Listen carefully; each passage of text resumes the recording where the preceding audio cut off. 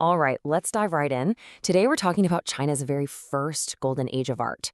We're going to explore two dynasties that, one after the other, literally built the foundation for modern China and, in the process, left behind some of the most unbelievable artifacts you've ever seen.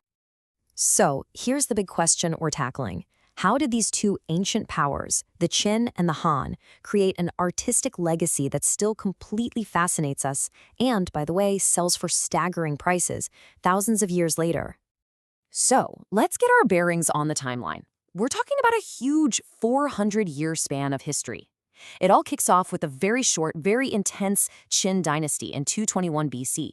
And then it flows into the long, prosperous era of the Han, which goes all the way to 220 AD.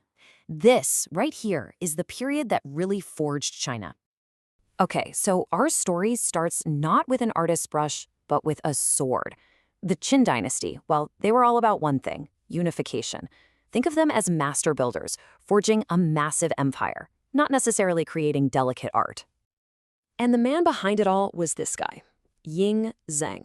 He was known for being, let's say, pretty aggressive, and he channeled all of that fiery energy into conquest. In just 16 years, he brought all of his rivals to heel, ended this long, chaotic period of constant war, and named himself the first ever emperor of a unified China. And this list? It tells you everything you need to know about what was on their minds. The Qin weren't hanging out in art studios. Nope, they were finishing the Great Wall, building roads, and standardizing everything, from money and laws to the way people wrote. They were solving the huge, practical problems of a brand new nation. And here's the kicker. They did all of this in just 14 years. That's it. It's a shockingly short amount of time, which honestly makes their impact even more mind-boggling.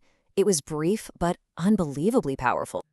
But there is one colossal, and I mean colossal, exception to their whole no art vibe, and you've definitely heard of it: the Terracotta Army.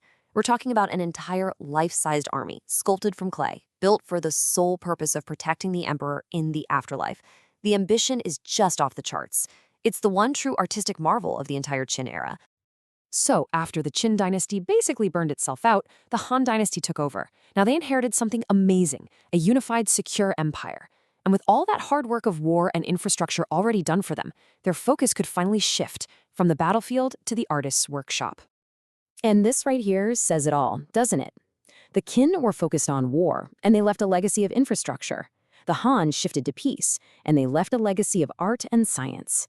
It's like the Qin built the house, and the Han got to move in and fill it with all kinds of beautiful things. And man, did they fill that house. The Han period was a total explosion of creativity. I mean, look at this list: sculptures, intricate ceramics, beautiful paintings, incredible metalwork, elegant calligraphy, you name it, they were perfecting it. It was, without a doubt, a cultural golden age. So you might be wondering, how do we know so much about their daily lives? Well, the answer is pretty fascinating. It's a little something called burial art. The Han elite were buried with, well, everything they might possibly need in the afterlife: fine goods, art, even models of their homes and servants. These tombs are basically perfect time capsules, giving us this incredible window into their world.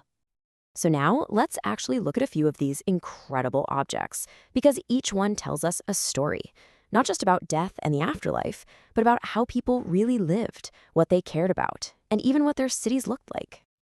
Okay, take this pottery tower. Now, why is this so important? Well, because pretty much no actual buildings from the Han Dynasty have survived to today. These little tomb models are the only reason we have any idea what their architecture looked like. It's literally a model of a lost world. And look at that value. In 2013, it sold for 600% over its estimate. Clearly, people find this stuff just as fascinating today. Or how about this amazing gilt bronze goose? Now, this wasn't just a pretty bird. For the Han, geese were powerful symbols of loyalty and discipline. Really important qualities for keeping a huge empire running smoothly. This piece just screams craftsmanship, showing off their mastery of bronze casting. And valued at over $44,000, it's a small testament to their incredible skill. And then there's this: an absolutely exquisite jade pendant. It is tiny, just 6 centimeters long, but it is packed with incredible detail, with a dragon and a phoenix carved into it. This was something worn by a very, very wealthy noblewoman.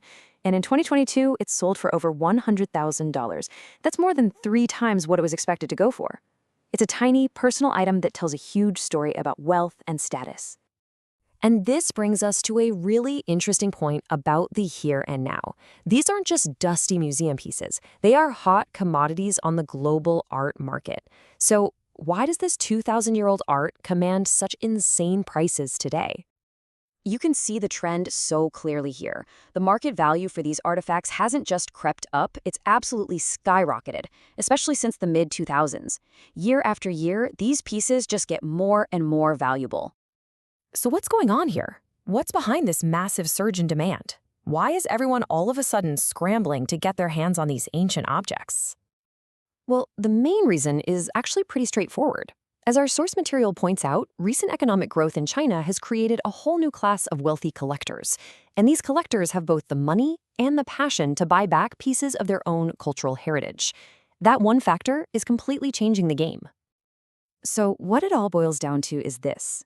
If an item is top quality and it has a solid, verifiable history, what the experts call strong provenance, its value is probably going to keep climbing. And that creates this really wild direct line between a tomb buried 2,000 years ago and the buzzing, high-stakes global economy of today. And that leaves us with one last big question to think about. These beautiful artifacts tell us such a rich story about the past. But what does their soaring monetary value today tell us about our present?